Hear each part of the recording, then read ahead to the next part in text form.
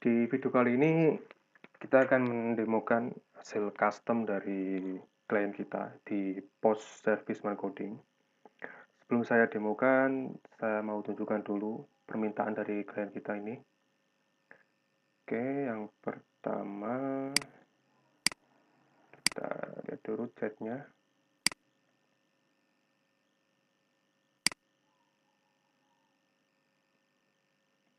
Nah ini, jadi mau konsumen khusus bisa login dan lihat transaksinya. Apakah bisa dibuatkan? Oke, di chat ini intinya itu ada konsumen yang bisa login ke dashboardnya post service untuk melihat transaksi si konsumen itu sendiri. Tapi di sini tidak semua konsumen, hanya konsumen tertentu saja. Terus yang pertama, yang kedua, ini kan jelaskan benar lebih oke. Permintaan kedua ini lebih ke perhitungan HPP saat kita order produk ke supplier. Di defaultnya sistem kita itu HPP-nya dihitung dari rata-rata pertama kali kita memorder produk ke supplier. Tapi di sini dan kita mintanya diambil dari terakhir kali melakukan pembelian, jadi tidak rata-rata. Yang kedua, yang ketiga,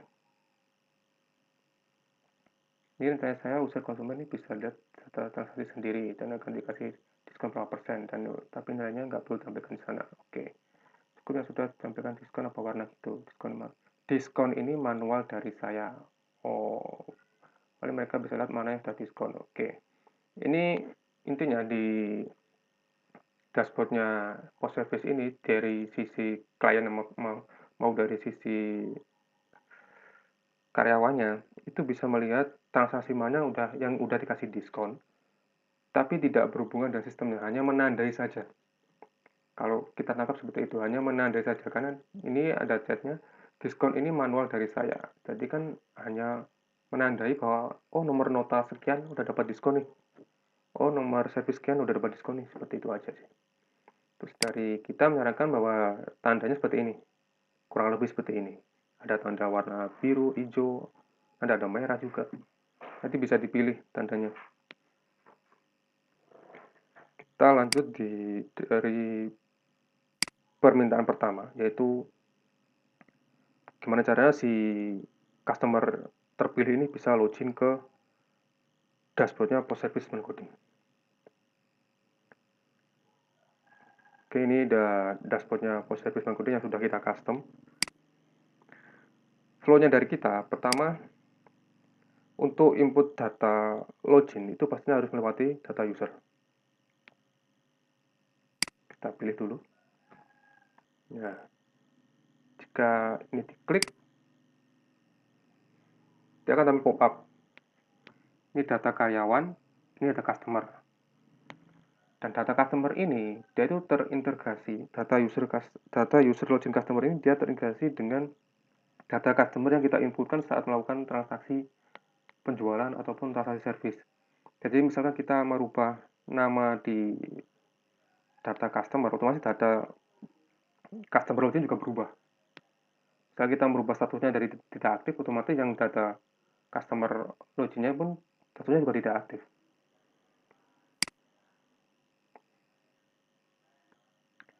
Nah, di sini saya udah inputkan dua data. Data yang pertama yang ini yang kita gunakan. Agak update ini misalkan kita detail datanya. Nah, datanya seperti ini. Untuk nama lengkap, nomor HP, alamat, status, email, semua itu bisa diedit itu melalui menu master, terus customer kita pilih sesuai dengan namanya. Karena saat kita input data di sini,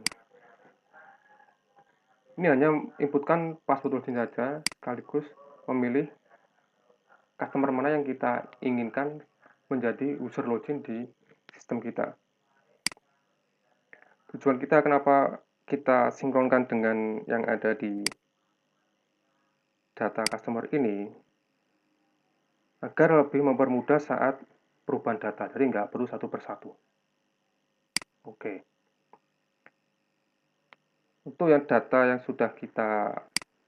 customer yang sudah kita inputkan ke dashboardnya post service, yaitu data dari Raka Abdi ini. Ini hanya contoh sih. Sekarang kita coba login dulu dengan akun Raka Abdi ini. Kita log.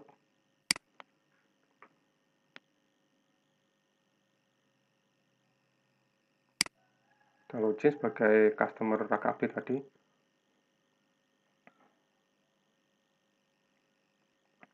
Nah, ini merupakan halaman dashboard dari data si customer tersebut. Dan data akun ujung customer ini hanya bisa akses sesuai levelnya. Jadi levelnya dia customer, jadi dia tidak bisa akses ke dashboardnya utamanya, dashboard sistemnya. Misalkan misalnya saya customer, terus saya tahu URL barang itu ada, misalkan di sini kan barang. Ya, misalkan saya enter.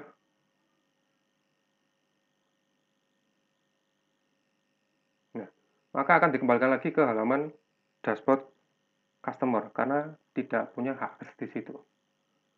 Nah, misalkan di sini saya mau lihat pembelian. Ini invoice pembelian customer ke toko. Nah, di sini ada diskon. Diskon ini yang tanda tersebut yang kita jelaskan di sini tadi. Tekan di service. Server pun sama, ini ada diskon juga sebagai penanda. Ada periode pembelian dan periode service. Jadi kita bisa merank tanggal dari tanggal sekian sampai sekian. Kita sebagai customer itu udah berapa kali melakukan pembelian atau berapa kali sudah melakukan service di toko ini. Oke. Ini yang poin pertama untuk manajemen customer. Untuk yang poin kedua, ini tentang HPP. Oke, untuk HPP pastinya kita login sebagai karyawan. Sini mau login sebagai super adminnya. Karena bisa melakukan transaksi pembelian itu dari super admin. Oke, kita cek dulu di data master.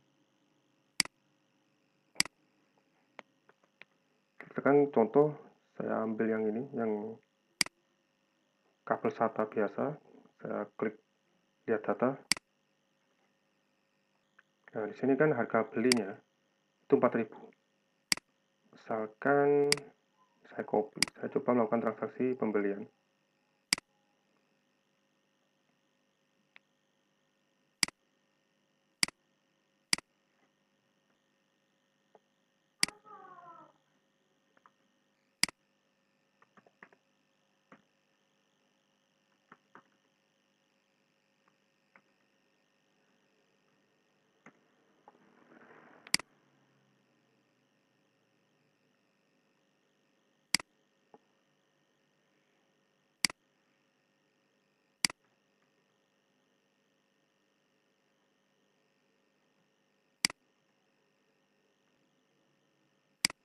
Untuk harga sebelumnya itu 4.000, saya coba ke harga belinya 5.000.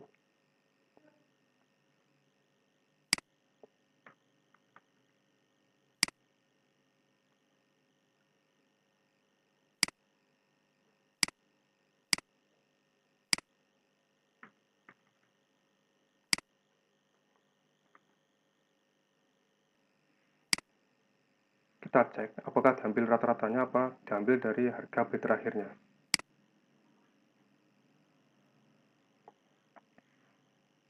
Ya, di sini 5.000. Bukan diambil dari harga rata-ratanya. Jadi udah sesuai dengan yang permintaan di sini. Oke, kita lanjut. Nah, di sini tanda diskon. Tanda diskon misalkan di penjualan. Untuk ngasih tanda diskon tuh misalkan kita untuk invoice penjualan. Jadi masuk ke transaksi toko, pilih penjualan, pilih invoice penjualan.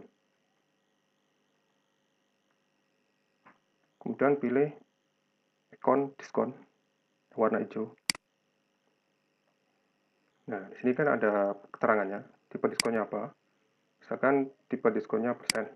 Jadi sini menyesuaikan berarti 10% gitu. Terus ini labelnya, kan saya mau pilih merah, danger ini. Saya submit. Nah, seperti ini tipe diskonnya. Ini kan saya mau menghilangkan diskonnya, tanda diskonnya. Misalkan pilih ini, diskon lagi. Nah, kemudian kita pilih tanpa diskon. Nominalnya itu wajib ke kosong. Kemudian kita pilih tanpa label.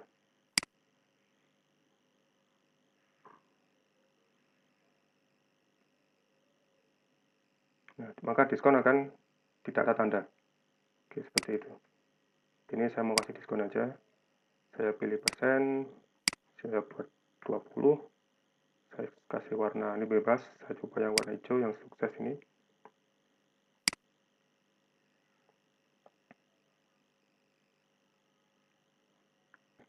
Oke, saya jelaskan dulu dikit yang di sini biar tidak ada kebingungan. Ya, untuk nama penamaan di sini ada secondary, warning, info. Ini hanya nama saja, nggak ada hubungannya. Ini hanya contoh warna berdasarkan label. Jadi namanya ini hanya contoh, tidak ada hubungannya dengan sistem. Ini hanya penamaan default dari Framework Bootstrap kalau memahami bahasa pemrograman. Jadi tidak hanya sekedar nama, style dari labelnya, tidak ada hubungannya dengan sistem. Oke, ini untuk tanda diskon di penjualan. Misalkan kita memberikan tanda diskon di transaksi service, pilih data barang service, pilih barang service. Untuk diskon ini itu hanya bisa dilakukan oleh level login, super admin, dan admin. Jadi kasir tidak bisa melakukan diskon. Misalkan ini saya pilih, itu total suaranya masih kosong karena status service-nya baru penerimaan, bukan selesai. Misalkan sini saya kasih diskon terlebih dahulu, saya kasih ketahuan ini 15%, terus saya pilih yang warna kuning ini, klik, nah, seperti ini. Terus kita coba login di akunnya Raka Abdi ini.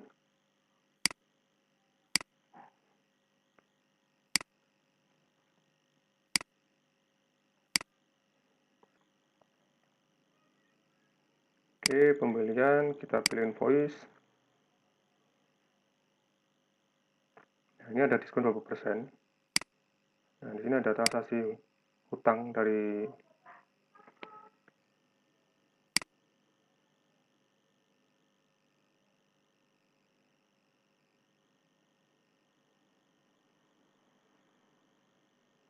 kita cek di transaksi service-nya. Oke, itu tadi custom dari sesuai permintaan list yang ada di sini. Sekian dari kita.